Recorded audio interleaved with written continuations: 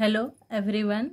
इस वीडियो में हम क्लास 12 फ्लेमिंगो का सेकंड लेसन कर रहे हैं जो है the lost spring. Lost spring का फर्स्ट पार्ट में हमने 2 पेज कंप्लीट कर लिया है यहाँ तक का। अब इस पार्ट में ये सेकंड पार्ट है और सेकंड में यहाँ से पढ़ेंगे। चलिए आगे क्या है देखते हैं। I sometimes find a rupees even a 10 rupees note. Saheb बता रहा है कि कई बार तो मुझे यहाँ यानी कि 1 रुपीज़ नोट मिल जाते हैं या फिर 10 रुपीज़ के नोट भी कभी कभी मिल जाते हैं। His eyes lightning up. जब वो ऐसा बता रहा होता है तो उसकी आंखों में एक चमक होती है। When you can find a silver coin in a heap of garbage, you cannot stop scrolling। मतलब कि जब आपको कुछ चीज़ें मिल जाती हैं कहीं पास या हीप ऑफ गार्बेज में तो आप उसको ढूंढना बंद नहीं करते हैं। अगर कुछ हम लोग भी घर में यहाँ वहाँ कुछ खोजते हैं तो क्या है कि हम उससे खोजना नहीं बंद करते। हमको उम्मीद लग जाती कि शायद हमें और कुछ मिल जाए, तो उसी तरह उसे उस गार्बेज में मिलने की और उम्मीद बढ़ जाती है और वो खोजना बंद नहीं करते और वो ज़्यादा खोजने लगते हैं। क्या करने के लिए? For there is hope of finding more. तो उनको एक उम्मीद हो जाती है कि उनको शायद और भी आगे कुछ मिल जाएगा। It seems that for the children garbage has meaning different from what it mean to their parents. इसका मतलब ये कि गार्बेज जो है ये उनके पेरेंट्स के लिए मीनिंग कुछ और रखता है और बच्चे के लिए कुछ और रखता है। बच्चों के लिए तो ये गार्बेज एक मतलब कि कुछ अच्छा चीज़ मिल जाने की चीज़ है, जैसे कभी उनको जूते मिल गए, कभी कुछ और मिल गए, तो इस तरह का वो खोजने का काम करते हैं अपने लिए। लेकिन पेरेंट्स लोगों के लिए ये गार्बेज जो है एक खाना पानी का साधन है। वो एक गंदा कचड़ा का जो ट्रॉली आता है तो सारे लोग मतलब कि नाक सिकोड़ने लगते हैं कि गंदा है, बदबू आ रही है, ऐसा वैसा। लेकिन अगर यही ट्रक को देखकर ये बच्चे, ये जो सीमापुरी के रहने वाले जो हैं लोग, उनको एक खुशी लगता है कि ये गार्बेज आ रहा है, हमारा खाना पीना आ रहा है, मतलब इसको स्क्रॉलिंग करेंगे, खोजेंगे कुछ तो उनको शायद कुछ ऐसी चीज़ मिल जाए जिसको बेच के वो पैसे कमा सके। देखिए यहाँ कितनी दैनिक स्थिति को लेखिका ने वर्णन किया हुआ है, बताया हुआ है। तो ये उनका बच्चे और पेरेंट्स में डिफरेंस है। For the children it is wrapped in wonder, for the elders it means the survival. बच्चे के लिए तो एक ऐसा चीज़ है कि रहस्य से भरा हुआ चीज़, कि इसमें यानी कि कुछ ही कचरे में आ गया है, पड़ा है, तो समझिए उसके लिए एक रहस्य से भरा है, इसमें कुछ अच्छा मिलने वाला है, ये ऐसा सोचते हैं। लेकिन एल्डर्स लोगों के लिए ये ज़िंदगी जीने की चीज़ है। One winter morning I see Saheb standing by the French gate of the neighborhood club, watching 2 young men dressed in white playing tennis. I liked the game, he hummed, content to watch it standing behind the fence. तो यहाँ पास साहेब से फिर से एक बार encounter होता है, लेखिका का मिलती है वो उसको। तो वहाँ वो अब की बार वो देख रही हैं कि वो एक साहेब जो है गेट के पास में जो क्लब होती है वहाँ गेट के पास खड़ा है और वो देख रहा है 2 यंग मैन जो वाइट ड्रेस पहने हुए हैं और वो टेनिस खेल रहे हैं। तो साहब बोल रहा है कि आई लाइक द गेम, और वो बोलता है ये गेम मुझे बहुत पसंद है, ऐसे करके बोलते हैं वैसा टाइप का। Content to watch it standing behind the fence, और वो वापस से फिर से देखने लगता है। I go inside when no one is around, he पर एडमिट्स। तो वो बोलता है कि जब यहाँ कोई नहीं होता है तो वो अंदर जाता है। The gatekeeper lets me use the swing. तो गेट कीपर जो है वहाँ पास उसको स्विंग कराता है, मतलब कि वो जो है बॉल वॉल देने का काम, ये खेलने वाला ने का कुछ बताने का काम को शायद वो करता है उसका गेट कीपर वहाँ जो रहता है वहाँ। Saheb too is wearing tennis shoes that look strange over his discoloured shirt and shorts. Saheb यहाँ पास पहना हुआ है एक टेनिस शूज़ जो कि बहुत ही अजीब से लग रहे हैं, जो कि कलरलेस हो गए हैं, कलर भी उतने अच्छे नहीं हैं शर्ट्स और शॉर्ट्स के भी। वैसे बता रही है someone gave to them to be, तो किसी ने उनको दिया हुआ है, ये बता रहा है साहेब बच्चा जो है। He says in the manner of an explanation, वही अपना ये समझाने के लिए बताता है कि ये शूज़ वगैरह उसको किसी ने दिए हुए हैं। अब दिए या फेंक दिए, लेकिन उसको जो मिल गए हैं वो उससे बहुत खुश है, चाहे वो फटे ही क्यों ना हो, और ठीक ठाक ही क्यों ना हो, मतलब कि बुरे हालत में क्यों ना हो। The fact that they are discard shoes of some rich boy, actual में सही बात तो ये है कि वो किसी रिच बॉय, अमीर बॉय का वो एक मतलब कि फेंका हुआ या उसको अस्वीकारा हुआ एक शूज है।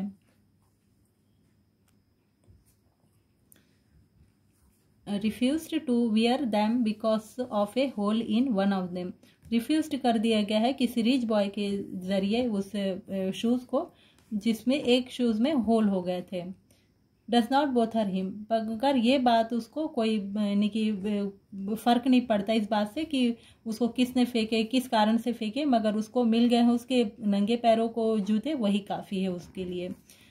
चलिए आगे। For one who has walked barefoot even shoes with a hole is a dream come true, जो कि कभी जिसके पास शूज़ नहीं होते हैं वो हमेशा नंगे पैर चलता है, उसके लिए तो एक सपना की तरह है। एक होल शू ही मिल जाए, मतलब जिस शू में होल हो वो शू ही मिल जाए, तब भी उसका ऐसा लगता है उसको कि उसका सपना पूरा हो गया है, कम से कम उसके पास एक शूज़ तो आ गए हैं किसी भी तरह।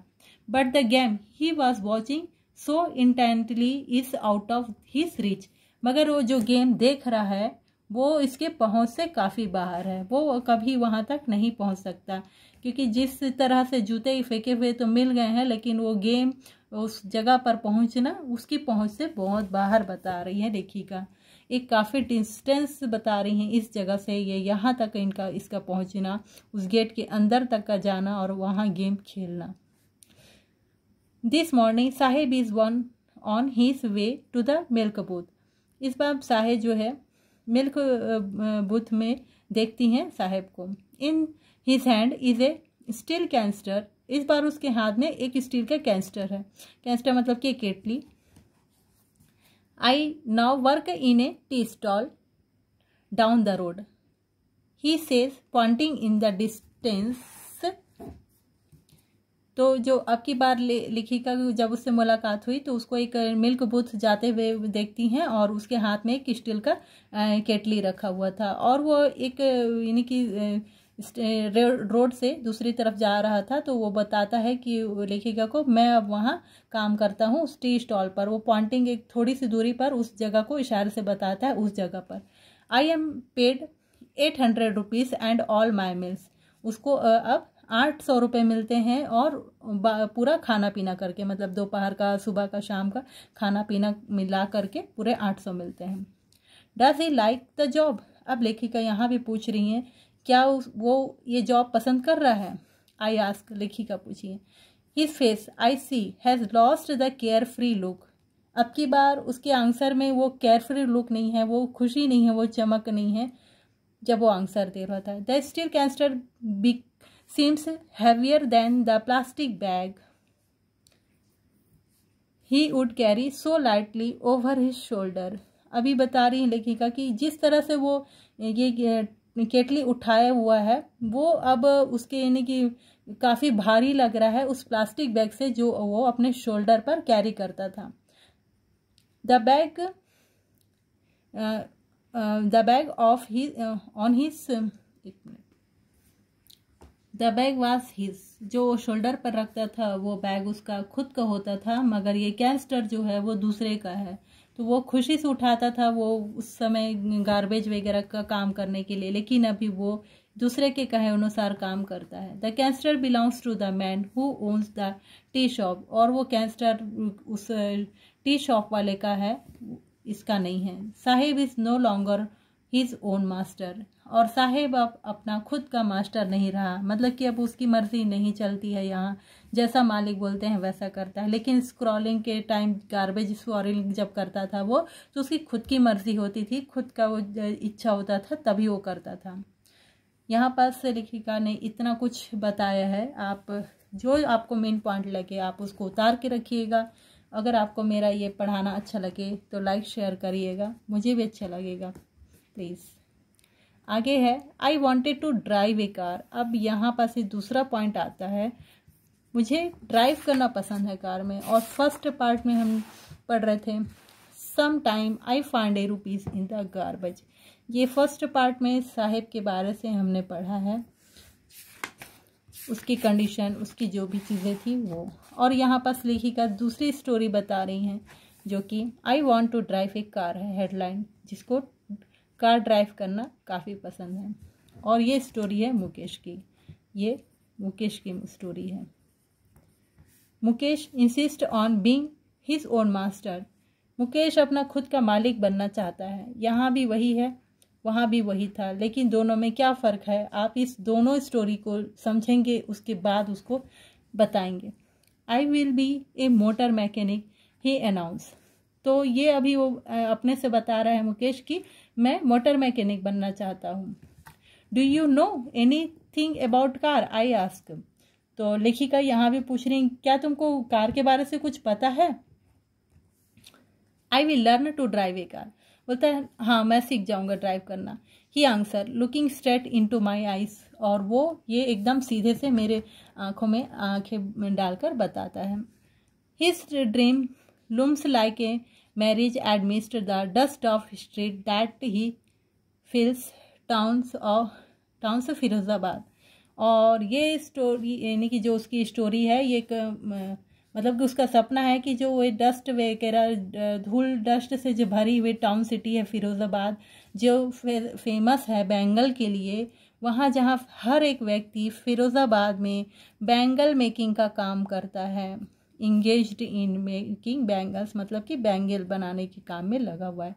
It is the centre of India's glass blowing industry where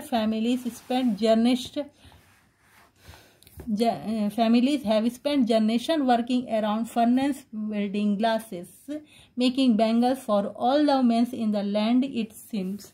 यहाँ पास दुनिया भर में जितनी सारे यानी कि यहाँ इंडिया में जितने भी ग्लास वगैरह का बैंगल्स वगैरह बनता है, ग्लास को ब्लूमिंग का जो इंडस्ट्री है, वहाँ यहाँ का जो क्या बोलने से फिरोज़ाबाद की फैमिलीज़ वाले लोग जो हैं, यहाँ की जनरेशन के लोग काफ़ी सारे मतलब कि पीढ़ी दर पीढ़ी यही काम कर रहे हैं, फर्नेस बनाने का, वेल्डिंग, ग्लास, बैंगल्स वगैरह बना रहे हैं। जितने भी वुमेन हैं इस इंडिया में उन सब के बैंगल्स के लिए काम करते हैं, ये बैंगल बनाने का काम करते हैं।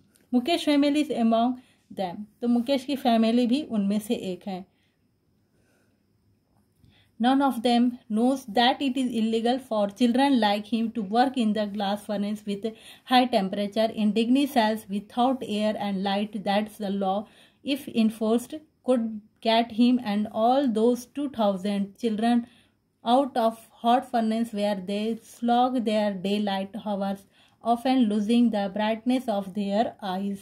इसमें मुकेश की फैमिली भी है और यहाँ के लोग ये बात नहीं जानते हैं कि किसी भी बच्चे को काम कराना, वर्क कराना इलीगल होता है।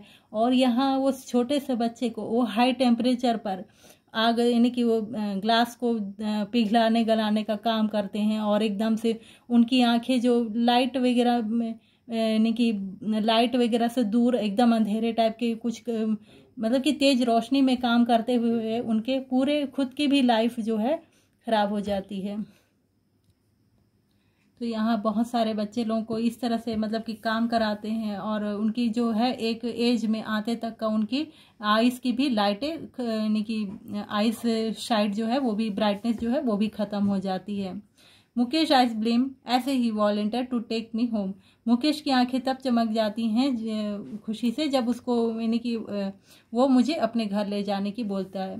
He proudly says he saying is being rebuilt. तो वो बोलता है कि उसका घर अभी भी बना है तो वो अपने घर ले जाना चाहेगा। We walk down stealing lands choked with garbage past homes that reminds hovels and crumbling walls, wobbly doors and no windows, crowded with families of human and animals coexisting in a primeval stage। तो यहाँ पर वो जब ले जा रहा होता है तो वही गंदी नालियाँ वगैरह और ऐसे घर दीवारें जो टूटी फूटी हैं, जिसकी खिड़की दरवाजे नहीं हैं, जहाँ जानवर और इंसान एक जैसे लगते हैं कि जानवर भी वही टाइप का आसपास ही बैठा लेटा है और वहीं पास इंसान भी वैसे ही रह रहे हैं। उनकी स्थितियाँ बहुत ही ज़्यादा ख़राब है, बहुत ही ज़्यादा यानी कि गंदे इलाके में उनका घर है जिसमें कुछ भी अच्छा सा नहीं है। तो इस तरह का वो कंडीशन वहाँ बताती है।